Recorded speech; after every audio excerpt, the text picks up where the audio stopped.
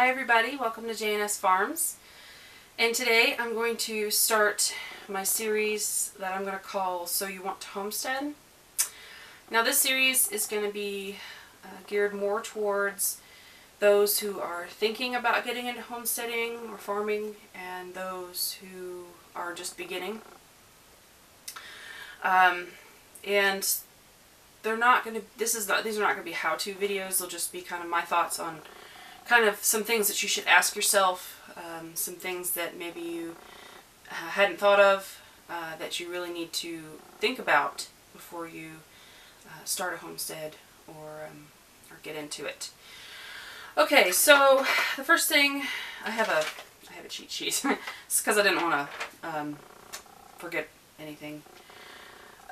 So the first thing is you need to ask yourself, why do I want to homestead?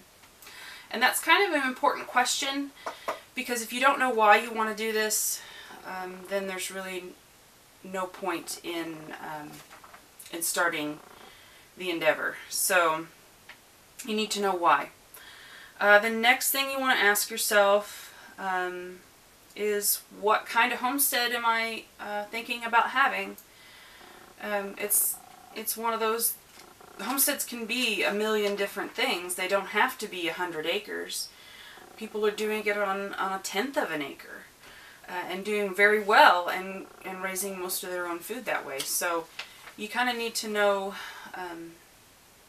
kind of what, in the general area of what kind of homestead you're kind of wanting. So, and then once you kind of know, get an idea of what you want, you need to do your research. Research. Because you really want to know what you're getting into. Homesteading is kind of a learn as you go kind of thing, but if you're more prepared for what you might face, the easier it's going to be on you.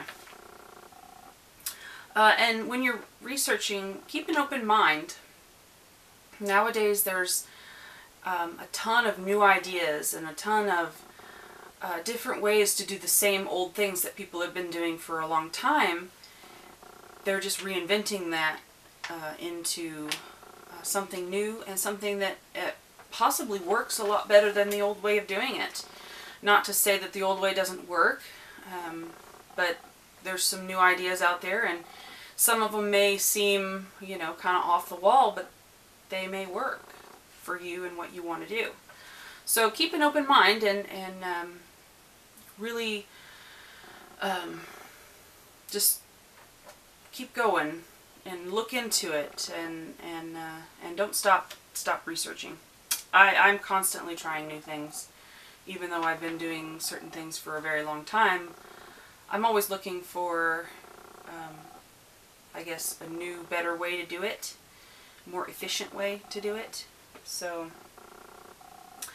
alright, so once you've done some research, you need to set some goals, and those can be, you know, anything that you have done your research on. Goals are very important, but they don't have to be set in stone. They can change and evolve with what you want to do. So have a set goal to begin with and go from there, grow from there, learn from there. So there's a few places that really can help you along the way when you're first beginning. Talking to local homesteaders or farmers. And if you've already bought your property, then talk to your neighbors. What are they doing? Local farmers and homesteaders are going to kind of be able to help you out and kind of tell you, hey, this, you know, this season's not really great for starting chickens, or this, you might want to wait till this season to start chickens. And they can really kind of, in your area, a local area that you're in, they'll be able to help you with the seasonal stuff, because everybody's region is different. Starting chickens for me is completely different for starting chickens, say, further west. So, and finding these local homesteaders and farmers is pretty easy. You can go to local farmers markets. Social media is great. Facebook, you know, different places like that are really great resources for finding these local homesteaders. You can even talk to butchers. A lot of them have local farmers that bring their animals in for butcher, and then they resell the meat and things like that. They can kind of give you an idea. Also, bulletin boards and feed stores and things like that. There's a lot of people selling goods, and most people are willing to help you out if you need it. So, and it never hurts to ask. The worst thing they can say is no. So, your local extension agent is a very valuable resource. I don't know if all states have them, but here in Missouri, every county has an extension agent. And they are the people you can go to get soil samples. They have a lot of information on different things in the area. And they too can give you a list of local people that have signed up for that kind of thing. So local extension agents are great. Mine knows me by name, so actually by voice. She can tell it's me on the other end of the line whenever I call her.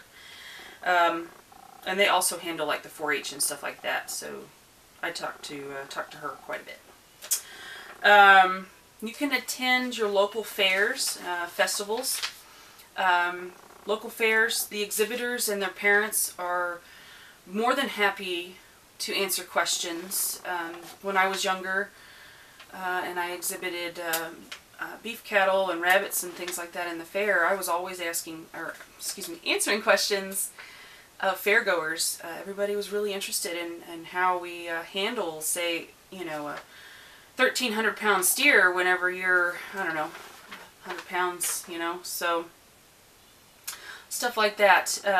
People are more than helpful when it comes to fairs and things like that. So local classes and seed swaps. We have several of those in our area. I'm lucky enough to live close to the University of Missouri, and they have what's called a Bradford Research Center, and they do tours and classes there all the time, and I attend them and learn different things. This year I learned at the field day I'm going to be constructing a insect hotel, is what they called it.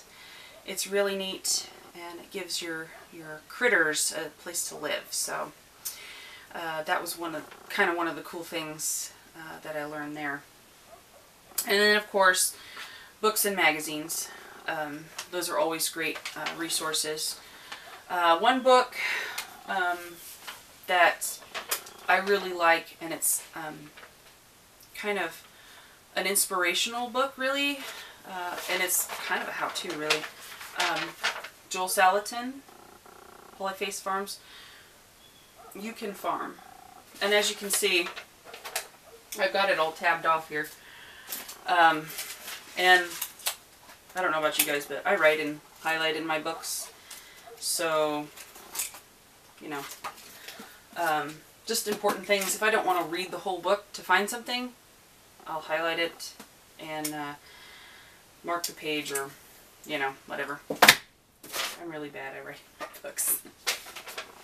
So anyway, that's a great book to start with, especially if you've never done farming before. He kind of breaks it down into sections and really goes in depth into kind of how you want to maybe start your homestead. Okay, let's see, I already touched on that. Let's see. Now, there are a few things you want to consider before getting into this. And they're things that you really need to kind of do some soul searching on and think about. One of the things is, how are you going to deal with death? Because death is inevitable on a homestead, whether the animal is failure to thrive, it gets sick, and you do everything in your power to help that animal live, and it just doesn't. That's heartbreaking. There's injuries. As most of you know, our bull was injured. That was pretty heartbreaking for us because he was our herd sire, and he was a really, not only a very nice animal, but his temperament and everything like that was just perfect. He was a really good boy, and it really broke our hearts to have to make the decision to turn him into Hamburger. But it's one of those tough decisions that you will have to make. Now, another thing on the homestead is you will have to butcher some of your animals. Now, in our local area, our butchers don't handle rabbits and chickens. We have to do those ourselves. Now, in some areas, there are butchers that will do them. So you need to think about, will you be able to butcher your excess animals? Because with animals comes babies. And not all babies are of breeding quality. And they're what's called a cull animal, which is, they're destined to be on somebody's dinner plate.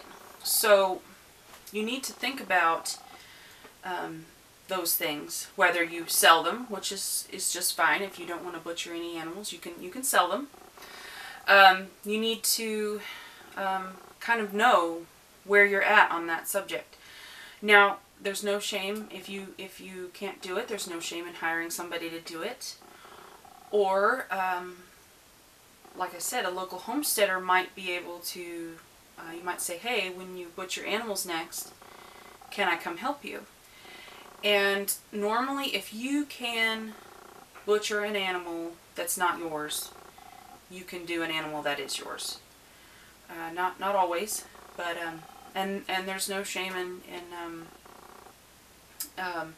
having somebody else do it. But you just need to kind of think about that, because it's one of those things where some people just can't do it, and that's okay. You need to, let's see, what's the next thing here? I lost my place. Time. You need to be honest with yourself about how much time you're going to have to devote to a homestead. It does take some time to go out and feed animals twice a day. I do water checks in the summertime 3 times a day to make sure nobody runs out of water, because in the summertime, if an animal runs out of water, it's not good. So you need to be honest with yourself. Okay, am I going to be able to have time to do this? Or am I going to have somebody that I can hire to come check waters in the summer? Or am I going to make sure that I have enough water for that animal for the entire day until I can get back to them and water them in the evening? Let's see here.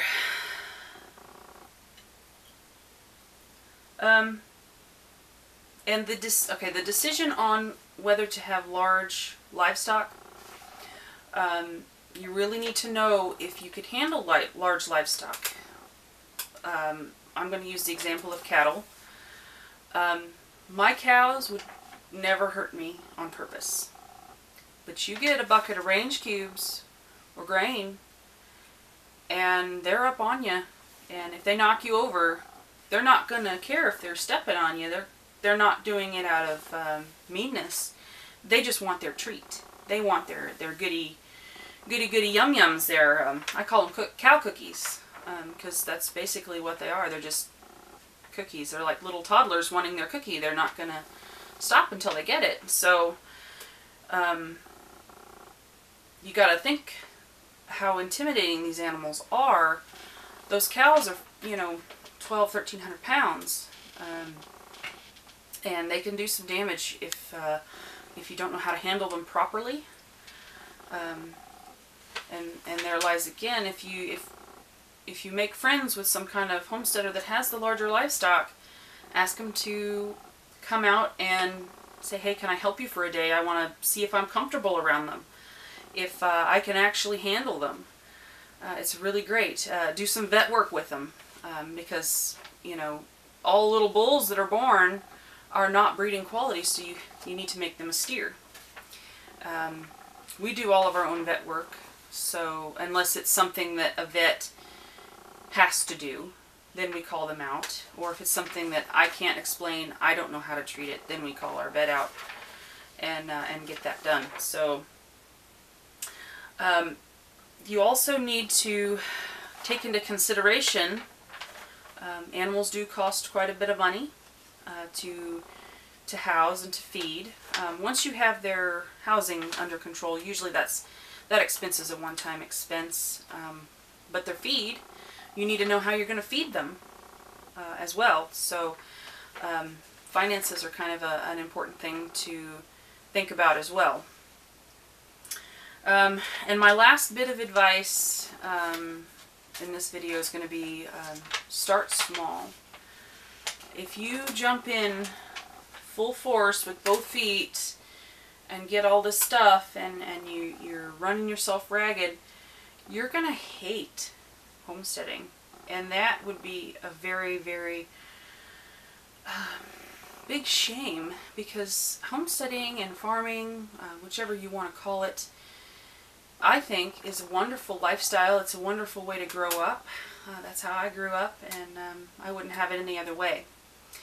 So just start small if you've never done it before, and do your research and really kind of think about what you want out of your homestead.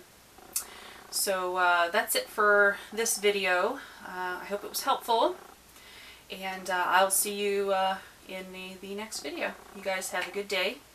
Take care. Bye.